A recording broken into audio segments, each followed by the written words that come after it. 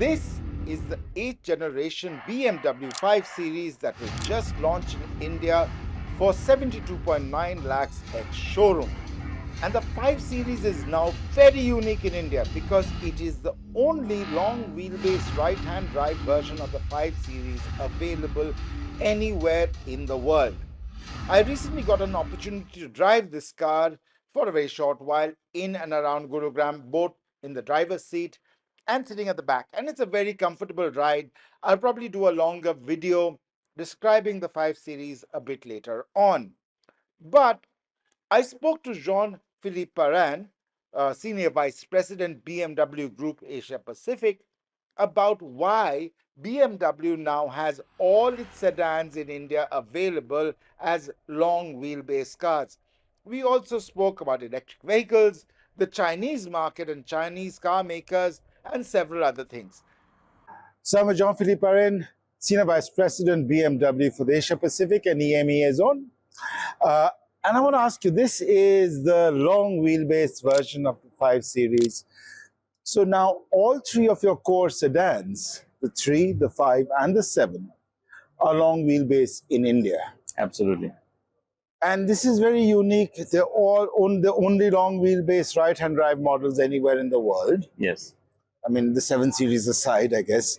But why is that so? Why is the Indian market, and this is very similar to China also, where there's a demand for long wheelbase. Why long wheelbase? Why long wheelbase? Because we have observed that the customers spend a lot of time in their cars, mainly on the rear seat. They have quite often a driver. And so we believe if we offer more comfort, more rear orientation, more space, more luxury in the back, we will fit better the customer needs in India. That's our belief, and we offer a better value proposition to our customers by doing that. So because you see that most of your buyers in India do not drive themselves. At least they do not drive always. Okay. So people who are obviously buying a performance model like an M5 or M3. Yeah, that's different. That is different. So that's why you have the short wheelbase on the M340, for example. Yes. And well, the car remains a true BMW, a sporty sedan with sheer driving pleasure.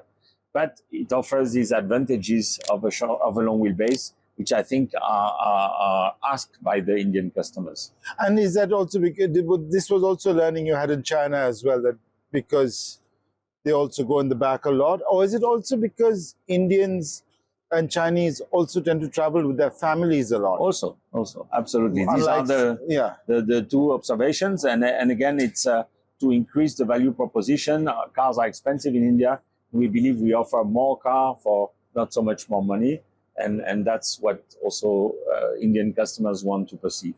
All right. So, and I mean, of course, in your European and North American markets, people tend to drive themselves, and you have... Yeah, and they have shorter garages, and it's a different usage, and they don't need this extended wheelbase. Okay. And when you look at the market, of course, as... But we could have, for example, in some markets, the 7 Series is too long. I speak about Japan, for example. And the 5 Series long wheelbase could be a good answer as well, to fill that space. And because you have right-hand drive, you can go to Japan now. Okay, because in Japan is a small size matters. Yeah, absolutely. So you can have a situation where size does make a difference. But also give me an idea. Sedans are only about 40%, about 45%. Right now.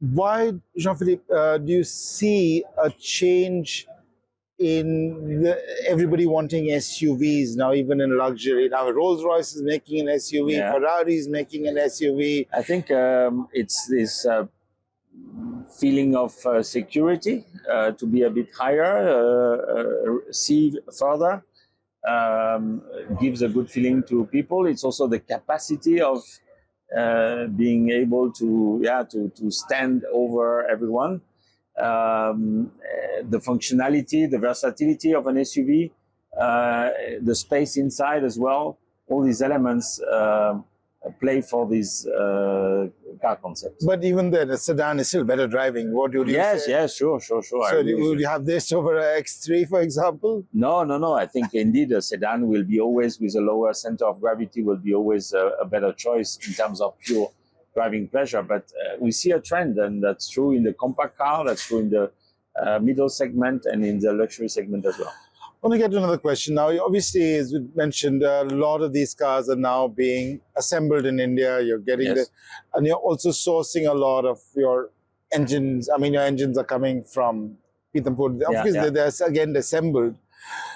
Do you see in the coming years, as the Indian market grows, a possibility of manufacturing in India, as in maybe you're already bringing some components? Will you see more and more coming? Well, we are looking at it for sure. It's also depending on the size of the market for us, because production follows market. So if the market is big enough for us, and if we see enough potential in the future, we will invest for sure even more to be able to have full production here. Well, India is still a small market. This year you might have about 15,000, 20,000, but with this car and obviously the new X3 coming. But we believe that between 50 and 100,000, that's the critical mass where you can start to invest into a full plant. Now, I want to repeat the question I asked you earlier about China. You said China, of course, has been a challenging market for luxury brands. And China had become almost 1/3 of the market for... Yeah, it's 800,000 units out of 2.2 million cars last year. I mean, almost the same size as North America for... much bigger. Much bigger? That's our number one market. China is number one? Yes. Wow. Not bigger than Europe or everything combined, but as a single market for sure. And it's roughly the size of BMW in Europe. BMW in Europe, including the German market. Of course, if you add Mini, then Europe is bigger. But now, you said China has been weak for the consumption, and China is yet to weaker. It's we are flat so far. Yet. But I want to get to the question I asked you earlier in the press conference about Chinese brands picking up, and you said they're also upscaling. It's not just BYD. There are other Chinese car makers, SAIC, and they're all catching up, but particularly in the BEV space, because especially the barrier to entry in BEV is smaller because it's you don't have to work on the engine, you don't have to work on the...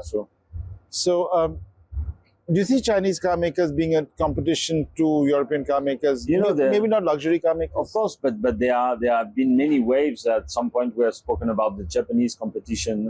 After we spoke about the Korean competition, and now there will be the Chinese competitors. I think it's healthy in the market to have competition. If we are not the best, then we will lose market share. But we are determined to remain the best. And so far, if you look at last year, if you look at this year, BMW has gained market share and segment share, despite the growth of manufacturers like Tesla or like now the Chinese manufacturers. And now, I want to get to BEVs in India. BMW is the first luxury car maker to sell over 2,000 luxury battery electric vehicles. The iX has sold over 1,000. You've just had a model year change in the iX. You launched the i5 very quietly. You have the i4. You have now iX1. Yes. So you have a very broad and the i7, which is doing 45% of 7 Series sales are i7.